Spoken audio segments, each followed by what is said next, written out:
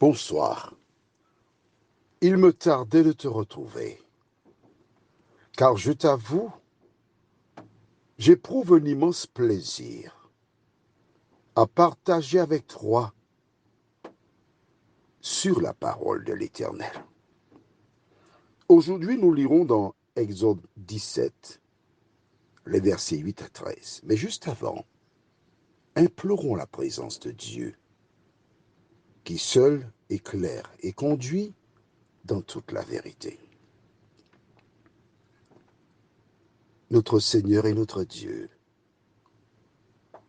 nous te louerons, nous te bénissons pour le bonheur de te connaître, pour la vie que tu nous accordes jusqu'à cet instant précis.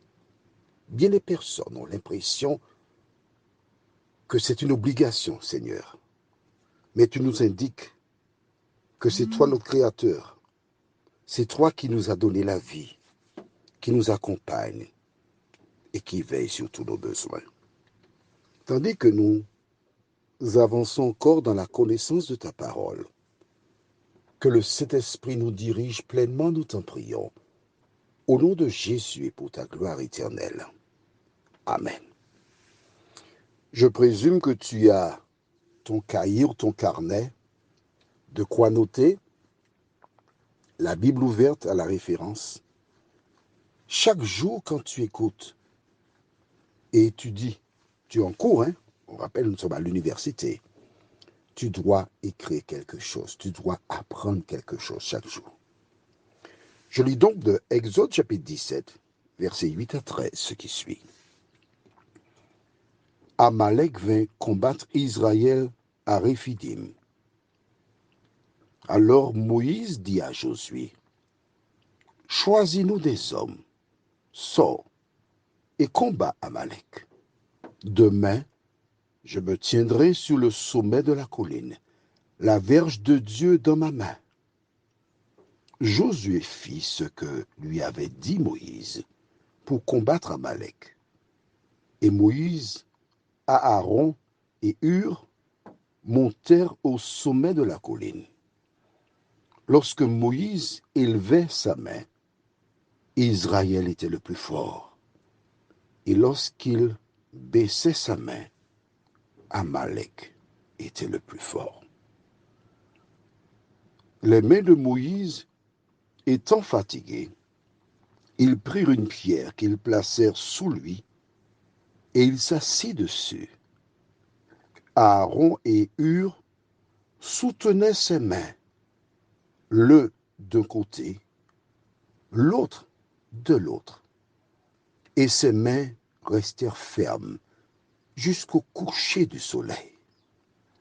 Et Josué vainquit Amalek et son peuple au tranchant de l'épée.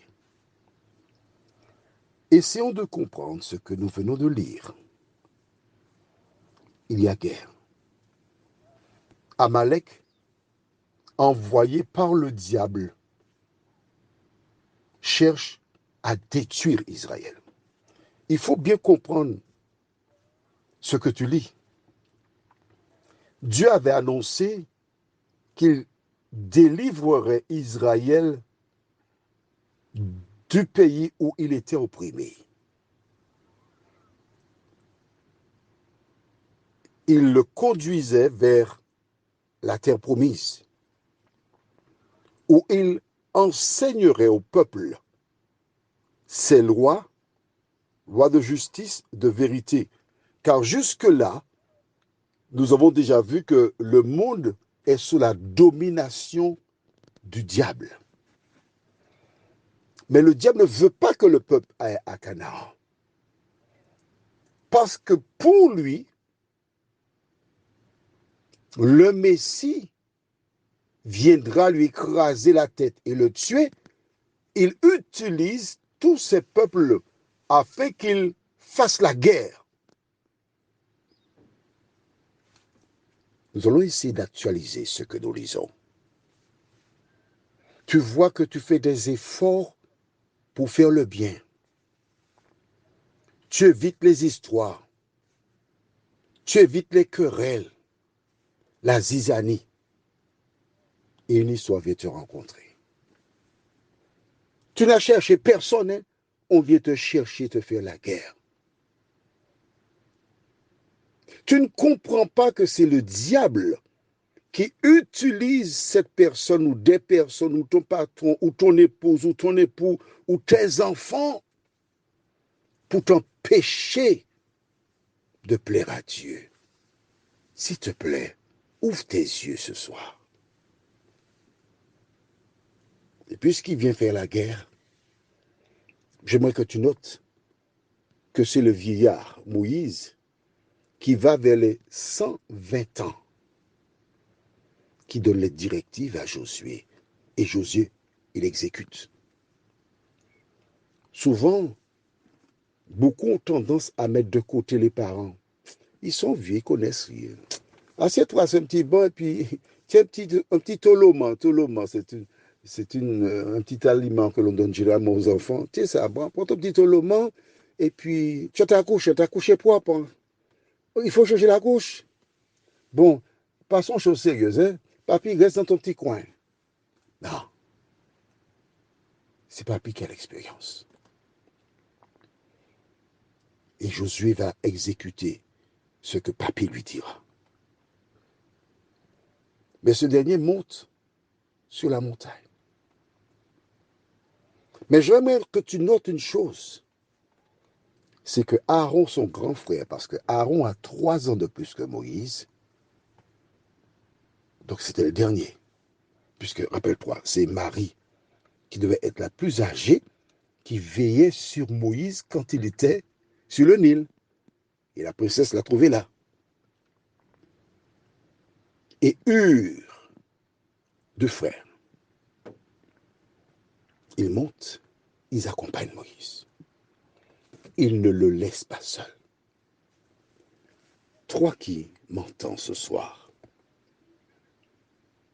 tu es plus âgé dans la maison, tu vois comment tes petites sœurs ou petits frères traitent tes parents, tu dois être près de tes parents pour les seconder. Par le passé aux Antilles, quand le père venait à mourir, l'aîné laissait l'école.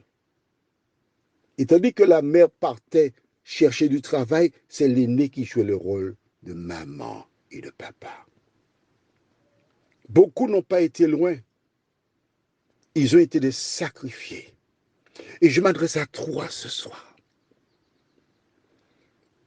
Tu veux plus faire des études, de hautes études, avoir une meilleure position, une meilleure retraite. Mais tu as été une sacrifiée. Mais la plus belle chose que tu aies pu faire de ta vie, c'est de seconder tes parents. Permettre à tes sœurs et à tes frères d'avoir une situation, même si ceux-là sont ingrats. Qu'importe. Tu as fait ce que tu devais faire. Toi, enfant, dont la grande sœur ou le grand frère est un sacrifié, comment vit-il? A-t-il ce dont il a besoin? Ce soir, le Seigneur te parle en te disant, si tu reconnais que ta grande sœur ou ton grand frère fut sacrifié pour toi, ton devoir, c'est de te sacrifier pour lui venir en aide. Que penses-tu? Aaron et Hur ont accompagné Moïse. Aujourd'hui, dans les milieux religieux des communautés, les bergers ou les dirigeants ont besoin d'être accompagnés par des personnes qui approuvent le travail qui est effectué. Heureusement, Moïse élevait les mains vers le ciel, signe pour le Seigneur, nous comptons sur toi. Un auteur déclara, je lève les yeux vers les montagnes, d'où me viendra le secours? Mais tandis que les mains de Moïse étaient levées vers le ciel, je suis convaincu que dans son cœur, il disait, Seigneur, notre Dieu, viens à notre secours. Intérieurement, il priait. Alors souvent, des personnes ont l'impression que prier à haute voix, c'est ce qui est important. Non. Tu peux aussi prier dans ton cœur. Prions. Notre Seigneur et notre Dieu, fort heureusement qu'Aaron et Hur étaient montés avec Moïse, parce qu'ils virent la situation. Tu inspiras ces hommes afin qu'ils placent une pierre qui fut un siège pour lui. Et ils ont chacun tenu les mains levées vers le ciel pour soutenir l'action. Seigneur, merci d'aider chaque membre d'une famille, d'un parti politique, d'une communauté religieuse quelconque, à ne pas se faire la guerre, mais à s'unir. Fais-nous du bien, nous t'en prions. Au nom de Jésus pour ta gloire éternelle. Amen. Je te souhaite une bonne nuit sous le regard de Dieu.